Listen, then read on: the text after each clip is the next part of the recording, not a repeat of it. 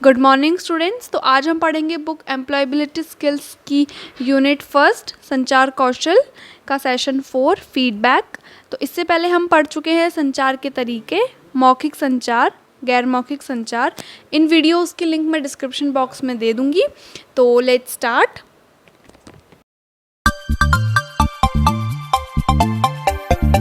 शुरू करते हैं सत्र 4 संचार चक्र और प्रतिक्रिया का महत्व, communication cycle and importance of feedback. प्रतिक्रिया संचार चक्र का एक महत्वपूर्ण हिस्सा है। प्रभावी संचार के लिए यह महत्वपूर्ण है कि प्रेषक प्राप्तकर्ता से संदेश प्राप्त करने के बारे में एक पावती प्राप्त करे। जब एक प्रेषक जानकारी भेजता है, प्राप्तकर्ता प्राप्त संदेश पर प्रतिक्रिया प्रदान करता है। कार्य परिवेश में जब आप किसी को उनके काम का प्रदर्शन करते हुए देखते हैं और फिर उनके प्रदर्शन को बेहतर बनाने में मदद करने के लिए उनके साथ संवाद करते हैं, तो आप प्रतिक्रिया दे रहे हैं। प्रतिक्रिया सकारात्मक या नकारात्मक हो सकती है। एक अच्छी प्रतिक्रिया में हमेशा ये विशेषताएं होती है: विशिष्ट, सहायक, दयालु। तो आप सबको पता है कि प्रतिक्रिया होती क्या है। प्रतिक्रिया फीडबैक होता है, मतलब जो प्रेषक है और जो प्राप्तकर्ता से उस प्रेषक ने क्या किया, अपना संदेश दिया प्राप्तकर्ता को, और प्राप्तकर्ता ने जो प्रतिक्रिया दी उसको यहाँ पे हम डिस्कस कर रहे हैं। ठीक है, तो इसका महत्व वगैरह आगे स्पेसिफिक पॉइंट्स हैं। तो कम्युनिकेशन साइकिल, संचार चक्र क्या होता है, यहाँ पे एक चित्र दिया हुआ है, इससे हम समझेंगे। तो सबसे पहले यहाँ पे रेड एरो पे है प्रेषक। उसने एक संचार किया, मतलब एक संदेश उसने प्राप्तकर्ता को दिया, फिर प्राप्तकर्ता ने क्या दी, प्रतिक्रिया। तो इस प्रकार से ये पूरा संचार चक्र चलता है। ये कोई टफ नहीं है, बहुत इजी है। प्रेषक ने संदेश दिया प्राप्तकर्ता को और फिर प्रतिक्रिया प्राप्तकर्ता ने दी प्रेषक को। ठीक है, तो ये संचार चक्र होता है अपना। एक आगे तालिका दी हुई है, हम उसे पढ़ेंगे। प्रतिक्रिया के प्रकार। तो प्रतिक्रिया कितने प्रकार की होती है, यहाँ पे 3 प्रकार की प्रतिक्रिया दी हुई है। सकारात्मक प्रतिक्रिया, उदाहरण क्या है इसका, मैंने देखा कि आपने काम पूरी तरह से समाप्त कर दिया है, अच्छा काम किया। तो ये पॉजिटिव फीडबैक है, मतलब कि आपकी जो प्रतिक्रिया है वो सामने वाले के लिए एक पॉजिटिव वे में बोली जा रही है। दूसरा है नेगेटिव फीडबैक, नकारात्मक प्रतिक्रिया। आप उनसे बात करते समय होटल के मेहमानों के सामने मुस्कुराना भूल जाते हैं। तो ये क्या हो गया, एक उनको एक अपनी नेगेटिव पॉइंट बताया जा रहा है सामने वाले को, तो ये क्या हो गया, उसका नेगेटिव फीडबैक हो गया। और कभी हम क्या करते हैं, किसी किसी बात पे प्रतिक्रिया नहीं देते, तो वो नो फीडबैक भी एक तरह से प्रतिक्रिया होती है। यह भी अपने आप में एक प्रतिक्रिया है जो विचारों की असहमति को इंगित करता है। समझ में आ गया। आगे पढ़ते हैं अपन। प्रतिक्रिया प्रतिपुष्टि फीडबैक। यदि प्रतिक्रियाएं ठीक से साझा की जाती है तो मौजूदा शक्तियों को सुदृढ़ करने में मदद मिल सकती है और त्रुटियों को सुधारने के लिए प्राप्तकर्ता की क्षमताओं को बढ़ा सकती है। लक्ष्यों को प्रबंधित करने और प्राप्त करने में इसका दीर्घकालिक प्रभाव हो सकता है। तो प्रतिक्रिया ठीक से अगर दी जाती है, चाहे वो पॉजिटिव हो या नेगेटिव हो, पर अगर उसको अच्छी तरह से अपन उसको प्रेजेंट करते हैं अपने फीडबैक को प्रेषक के सामने, तो वो क्या हेल्प करती है, प्राप्तकर्ता जो होगा फीडबैक का, प्राप्तकर्ता की क्षमताओं को बढ़ा सकती है, उसको सुधारने में, उसकी जो त्रुटियां हैं उसको सुधारने में मदद कर सकती है।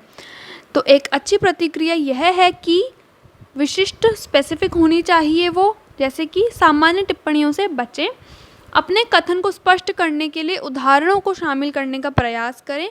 सलाह देने के बजाय विकल्प देने से प्राप्तकर्ता को यह तय करने की अनुमति मिलती है कि आपकी प्रतिक्रिया के साथ क्या करना है। समझ रहे हैं, मतलब क्या होता है, एक आपकी जो प्रतिक्रिया है वो सामान्य ना होके एक थोड़ी स्पेसिफिक होनी चाहिए, पॉइंट टू पॉइंट होनी चाहिए। आप उदाहरण से उसको समझाने की कोशिश कर सकते हैं।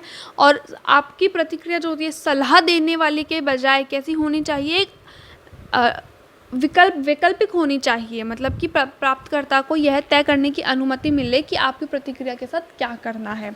ठीक है, नेक्स्ट है समय पर, टाइमली। शीघ्रता ही महत्वपूर्ण है क्योंकि बहुत देर तक करने पर प्रतिक्रिया अपना प्रभाव खो देती है।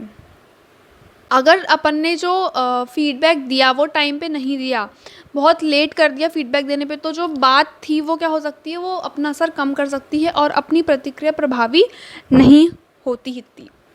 विनम्रता, पोलाइट, जबकि प्रतिक्रिया साझा करना महत्वपूर्ण है, प्राप्तकर्ता को प्रतिक्रिया की भाषा से आहत महसूस नहीं करना चाहिए। मतलब अगर आप सामने वाले को पॉजिटिव फीडबैक दे रहे हैं तो आपकी आवाज़ ज़रूर अच्छी ही होगी, पर अगर आप नेगेटिव फीडबैक दे रहे हैं तो आपकी आवाज़ में रूडनेस नहीं होनी चाहिए। ऐसी आवाज़ होनी चाहिए आपकी नेगेटिव फीडबैक देते हुए भी कि सामने वाले को आपकी प्रतिक्रिया से आहत महसूस ना हो, उसे मतलब दुख ना पहुँचे। ठीक, थोड़ा काट। निरंतर समर्थन की पेशकश। प्रतिक्रिया साझा करना एक सतत प्रक्रिया होनी चाहिए। प्रतिक्रिया देने के बाद प्राप्तकर्ताओं को बताएं कि आप सहायता के लिए उपलब्ध हैं। मतलब आपने जब प्रतिक्रिया दे दी तो उसको और प्रभावी बनाने के लिए आप प्रतिक्रिया के बाद प्राप्तकर्ता को बताएं कि आपको अगर उनकी सहायता चाहिए किसी प्रकार से तो आप उसके लिए उपलब्ध हैं।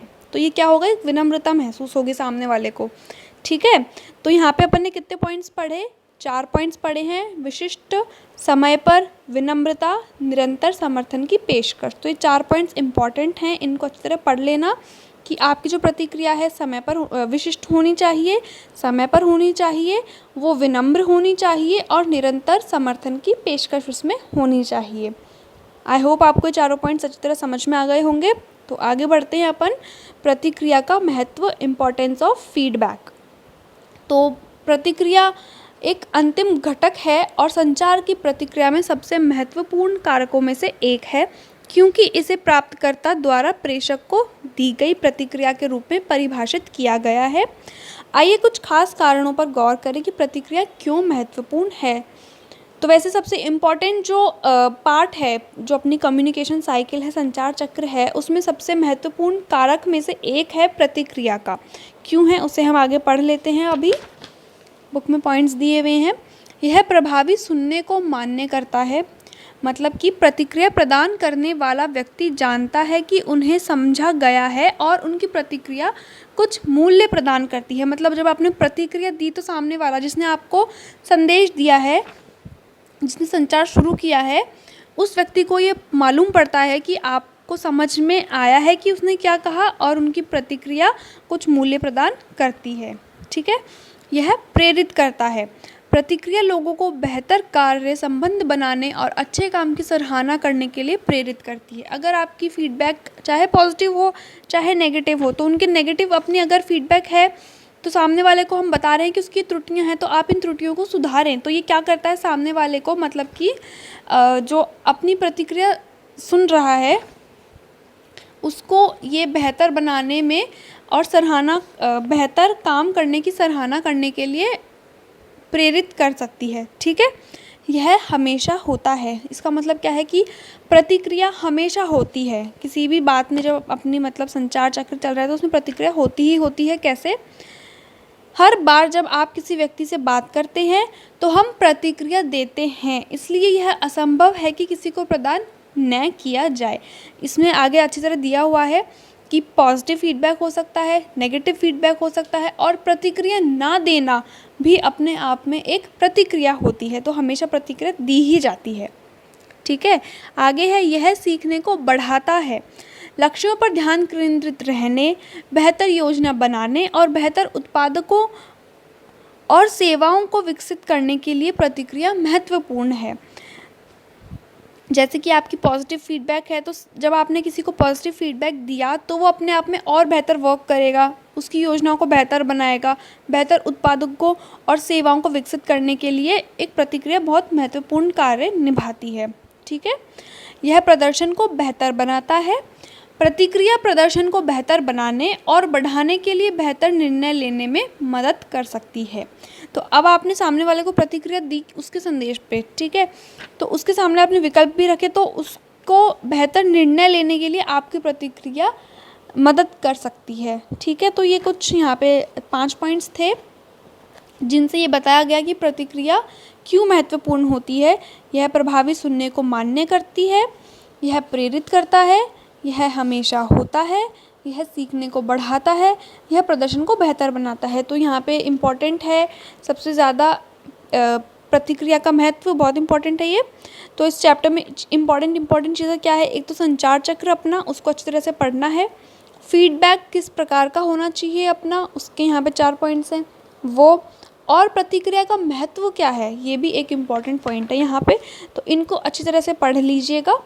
और आगे दी हुई है यहाँ पे आपके क्वेश्चन आंसर्स दिए हुए हैं आगे, आप इन क्वेश्चन आंसर्स को सॉल्व कर लीजिएगा। आई होप आपको पूरा चैप्टर समझ में आ गया होगा। Have a good day, bye.